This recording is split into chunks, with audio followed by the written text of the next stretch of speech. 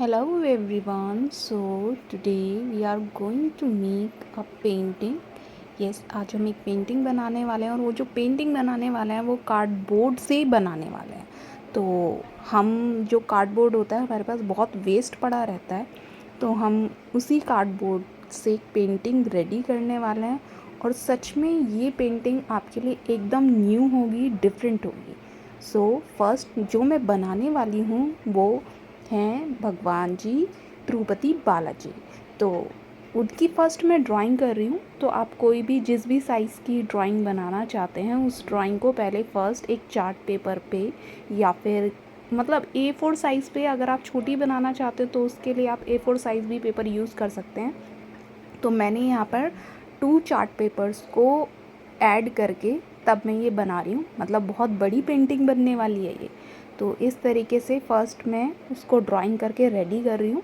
जो पेंटिंग बनेगी वो तो एक वुड शीट पर और कार्डबोर्ड की हेल्प से ही बनेगी, पर ये पेंटिंग जो मैं बना रही हूँ तो उसके लिए फ़र्स्ट मुझे लुक चाहिए होगा। वो पता करना है कि मैं किस साइज़ की बनाने वाली हूँ। तो मैं इतनी बड़ी साइज़ की बनाने वाली हूँ। तो अब मेरे पास पूरी फिगर रेडी है। जब फिगर रेडी है तो अब हम क्या करेंगे, हम इसको ट्रेस कर लेंगे। मतलब जो भी हमने बनाया है उसको हमें ट्रेस कर लेना है कि जो भी हम कटिंग डालेंगे वो कटिंग हमारे पास फिर हमें करने पे प्रॉब्लम नहीं होगी, वो अच्छे से बनेगी। तो ऐसे मैंने जो भी बनाया है, मतलब जो भी मेरा इस पेंटिंग में डिज़ाइन है उसका मैं एक ट्रेस ले रही हूँ। तो इस तरीके से मैं पूरी कंप्लीट पिक्चर को ट्रेस करूँगी। तो ट्रेसिंग बिल्कुल वैसी ही हो जिस तरीके की ड्राइंग हम बनाने वाले हैं, है ना। तो अभी मेरी ट्रेसिंग कंप्लीट हो गई है और मैं ट्रेस को अलग कर चुकी है। अभी ये जो वाइट शीट है इसको बिल्कुल हमें संभाल के रखना है, जैसे कि हम जब कटिंग करें तो हमें प्रॉब्लम ना आए। तो इसको हम ऐसे ही रखेंगे। अब मैं कार्बन पेपर लूँगी और कार्बन पेपर की हेल्प से जो भी मैंने ड्राइंग्स बनाई हैं उनको मैं ऐसे ट्रेस करूँगी। तो अभी मैं नीचे जो चरण वाला पार्ट है उसको कर रही हूँ। उसके ऊपर जो वर्क है वो धोती वाला पार्ट है। तो धोती वाले पार्ट को हमें फोल्ड्स में ही दिखाना है जो कपड़ा है। तो उसको इस तरीके से मैं फ़र्स्ट रेडी करूँगी ऐसे ट्रेस करके। तो ट्रेस करने के बाद हमें पता होगा कि हमें कौन सा पार्ट कट करना है और कौन सा पार्ट हमें रिमूव करना है। तो इस तरीके से ये नीचे कपड़े वाले पार्ट को, चरण वाला पार्ट जो है आप देख सकते हैं, इस तरीके से हमारे पास रेडी हो जाएगा। और हमें अब जो भी शेप हमें मिली उस शेप के अकॉर्डिंग हमें कटिंग करनी है।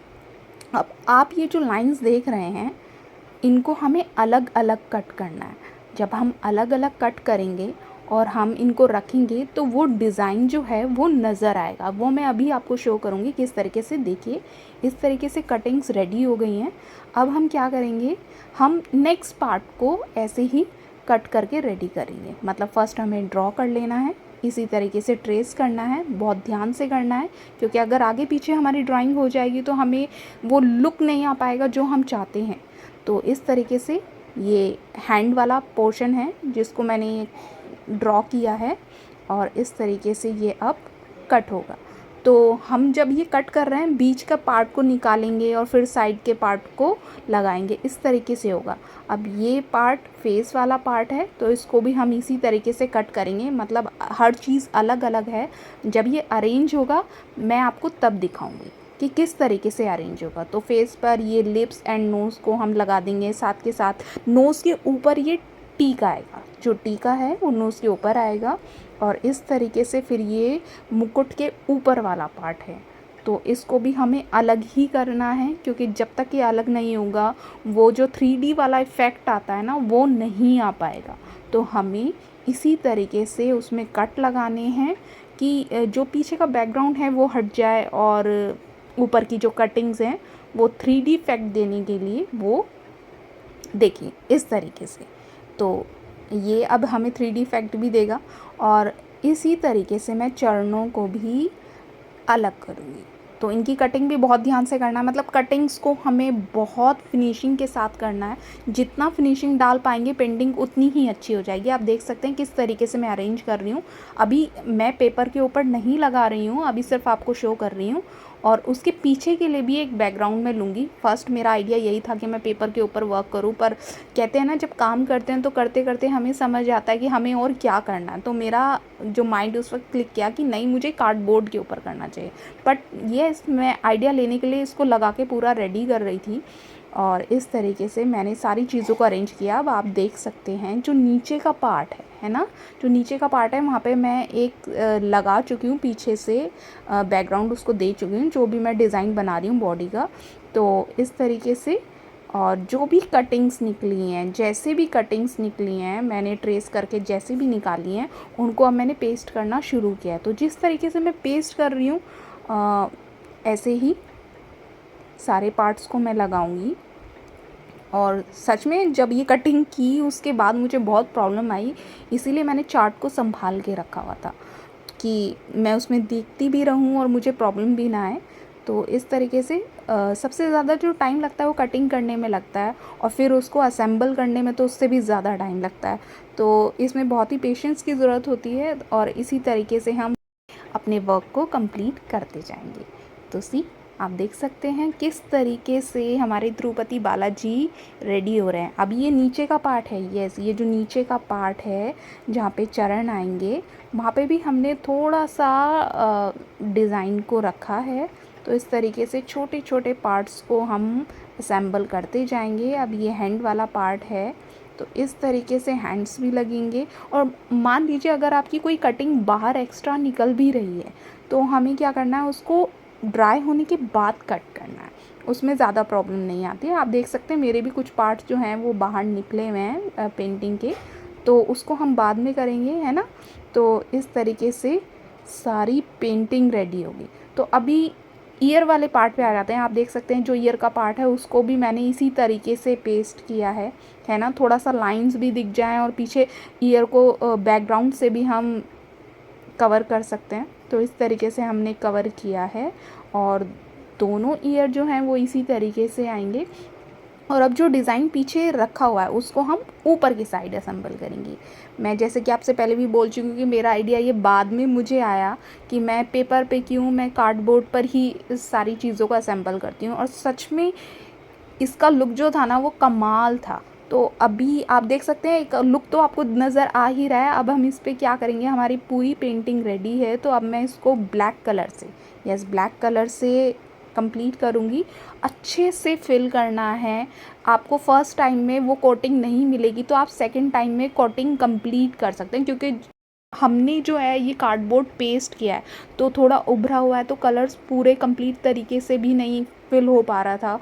कॉर्नर्स जो थे वो थोड़े से दिख रहे थे, वाइट वाइट, वो सॉरी ब्राउन ब्राउन वो दिख रहा था, तो उसको भी हमें अच्छे से कवर करना था। तो मे बी आपका थर्ड टाइम में भी कंप्लीट हो सकता है, सेकंड टाइम में भी कंप्लीट हो सकता है। तो मैंने ये सेकंड टाइम में कंप्लीट किया है।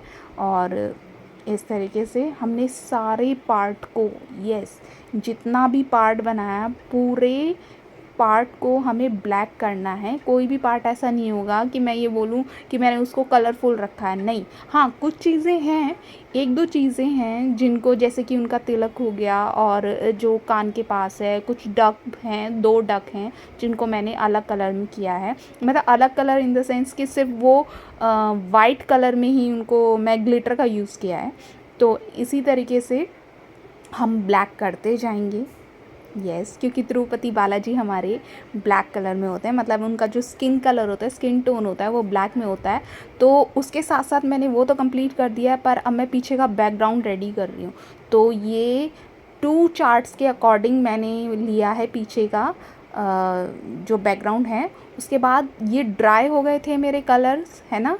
तो अब ये पार्ट्स रेडी हैं, तो इन पर मैं स्प्रे कलर कर रही हूँ। तो स्प्रे कलर एकदम से बहुत ज़्यादा भी नहीं करना है ना, कहीं कहीं पर आना चाहिए। मतलब स्प्रे जब आप करेंगे तो इफ़ेक्ट कहीं पर ज़्यादा डार्क आएगा, कहीं पर लाइट आएगा, कहीं पर हल्का हल्का आएगा। तो ये मत सोचेगा कि एकदम से अरे भाई यहाँ पे तो गलत हो गया, नहीं, कुछ गलत नहीं होगा। जैसा स्प्रे करेंगे, स्प्रे आप करते जाइए, और फिर उसके बाद है ना जो इफ़ेक्ट आएगा इसको पेस्टिंग के बाद, वो कमाल का आएगा। ओके, तो आप देख सकते हैं कि कैसे आ रहा है इफ़ेक्ट जो है कलर्स का, बहुत ही प्यारा आ रहा है। अब हम इसको असेंबल करना शुरू करेंगे।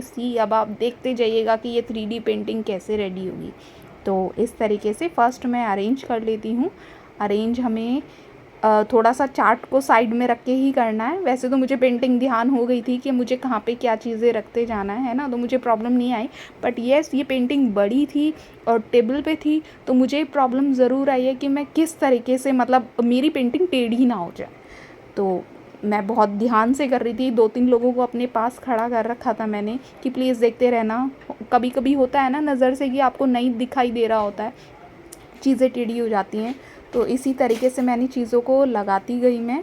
और यस, हम पेस्ट करने के लिए फेविकॉल ही यूज़ कर रहे हैं। तो फर्स्ट हमें वो सारी चीज़ों का असेंबल करना है। असेंबल करने के बाद 1 बाय 1, स्टेप बाय स्टेप हमें चीज़ों को उठाना है और पेस्टिंग करनी है। ओके, तो इस तरीके से छोटी छोटी चीज़ें थी, उनमें मुझे बहुत प्रॉब्लम आ रही थी। तो इस तरीके से हम फेविकॉल की हेल्प से उसको पेस्ट करते जा रहे थे। तो यस, ऐसा भी नहीं हो रहा था फेविकोल लगाने के बाद कि तुरंत ही वो ड्राई हो रहा था, नहीं, हमें थोड़ा टाइम देना पड़ रहा था। और क्योंकि ये कार्डबोर्ड है, तो कार्डबोर्ड को हमें क्या करना है कि थोड़ा सा फेविकोल लगाने के बाद उसके ऊपर कुछ ना कुछ रखना पड़ रहा था, क्योंकि वो उठ रहा था, है ना। तो क्योंकि लकड़ी तो है नहीं कि एकदम से प्रेस हो जाएगी, गत्ता है, तो गत्ते को हमें इसी तरीके से लगाना था। फेविकोल मैंने बहुत अच्छे से अप्लाई किया, आप भी ऐसे ही करिएगा। और इस तरीके से हम पेस्ट कर देंगे। तो सी, ये तो मैंने पेस्ट कर दिया है और धीरे धीरे काम चल रहा है। और ऐसे ही करते करते हम आगे के पार्ट पर भी बढ़ गए थे।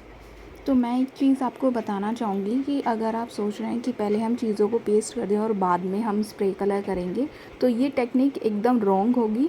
तो उसके लिए पहले हमें क्या करना है, हमें फ़र्स्ट जो हमारे पेंटिंग के पार्ट्स हैं उनको पहले कलर करके स्प्रे कर लेना और उसके बाद ही पेस्ट करना है। अगर हम बाद में स्प्रे करने का सोचेंगे तो उससे क्या होगा, जो स्प्रे का कलर है वो हमारी पेंटिंग के बैकग्राउंड में भी आएगा, और जो इफ़ेक्ट अभी आपको पेंटिंग में नज़र आ रहा है ना, ये जो फिगर निकल के आ रही है जिसकी वजह से 3D लग रहा है, तब वो पेंटिंग नहीं दिखेगी।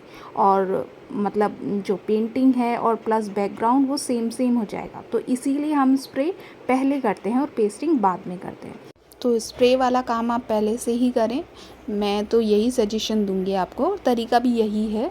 उसके बाद हम ईयर पे आते हैं, तो ईयर को भी हम इसी तरीके से पेस्ट करेंगे और इसी तरीके से असेंबल करते जाएंगे।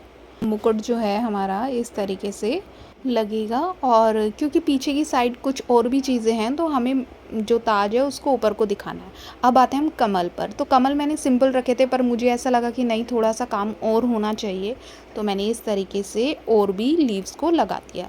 तो अब आते हैं हम तिलक पर। तो तिलक है, मैंने उसको वाइट कलर ना करके सिल्वर ग्लिटर शीट का यूज़ किया है और इस तरीके से उसमें कटिंग्स डाली हैं जिस तरीके से हमें तिलक नज़र आ रहा है। अब ये जो कटिंग हो रही है इसके ऊपर हमें जो पेस्ट करना है वो रेड ग्लिटर शीट को करना है, क्योंकि जो उनका तिलक होता है वो वाइट कलर का होता है और उस पर ये जो चिन्ह होता है लगा हुआ, ये होता है रेड कलर में। तो इस तरीके से हमें इसके अंदर इसको फिक्स करना है एंड देन ऊपर से रेड ग्लिटर शीट को पेस्ट करना है। तो इस तरीके से इनका ये तिलक आएगा, और साइड में जो ईयर के पास है ये थोड़ा डिज़ाइन दिया है, मतलब वो कुछ ऐसी ज्वेलरी टाइप पहनते हैं, तो उस तरीके से हमने उसको दिखाया है। और सी, अभी आप देख सकते हैं बिल्कुल पेंटिंग रेडी है। आप चाहें तो इसके ऊपर वार्निश की एक कोटिंग भी कर सकते हैं, पर 1 डे आपको वेट करना पड़ेगा। सी, अभी मेरी पेंटिंग बिल्कुल रेडी है और आप इसका लुक देख सकते हैं। सो अगर आपको ये पेंटिंग पसंद आई तो लाइक एंड शेयर। बाय।